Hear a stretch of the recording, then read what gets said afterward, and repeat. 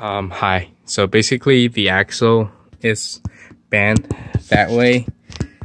So you can see that it wobbles a little bit when rotating, and to make sure everything is off from both ends.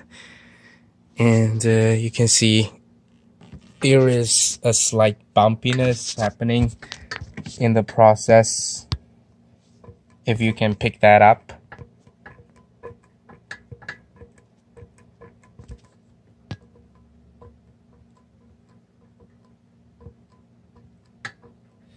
And no matter what I tried to pull it or push it, it doesn't come off from the flywheel.